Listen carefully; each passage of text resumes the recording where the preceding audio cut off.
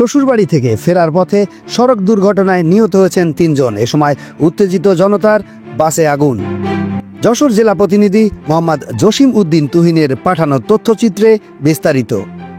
যশোরের পুলের হাট এলাকায় আজ বৃহস্পতিবার ৩রা এপ্রিল এক ভয়াবহ সড়ক দুর্ঘটনায় মোটরসাইকেল আরোহী বাবা ও তার ২ শিশু কন্যা নিহত হয়েছেন। এ ঘটনায় নিহতের স্ত্রী এবং অপর এক পথচারী গুরুতর আহত হয়েছে।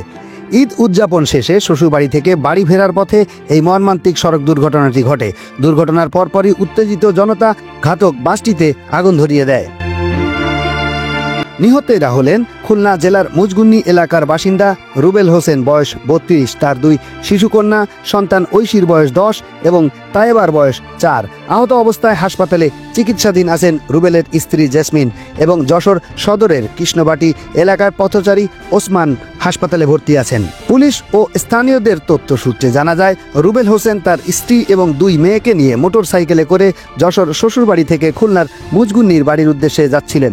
বিকেলে তারা যশোরের পুলের হাট মাজার সংলগ্ন এলাকায় পৌঁছলে পিছন দিক থেকে দ্রুত গতিতে আসা একটি লোকাল বাস তাদের মোটরসাইকেলটিকে ধাক্কা দেয়। এই সংঘর্ষে মোটরসাইকেল থেকে ছিটকে পড়ে রুবেল হোসেন ও তার বড় মেয়ে ঐশী বাসের চাকায় পিষ্ট হয়ে ঘটনাস্থলেই মারা যান। গুরুতর আহত অবস্থায় ছোট মেয়ে তাইবাকে উদ্ধার করে হাসপাতালে নেওয়ার পথে সেও মারা যায়। দুর্ঘটনার পর বাস চালক পালিয়ে যাওয়ার চেষ্টা করলে সামনে থাকা পথচারী ওসমানকে ধাক্কা দেয়। তিনিও এ ঘটনায় গুরুতর আহত হন।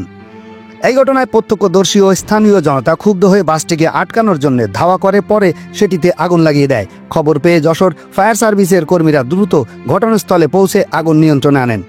যশোর কোতোয়ালি থানার পুলিশ সদস্যরা ঘটনাস্থল এসে পরিস্থিতি নিয়ন্ত্রণে আনেন এবং সড়কে যান চলাচল স্বাভাবিক করার ব্যবস্থা করেন।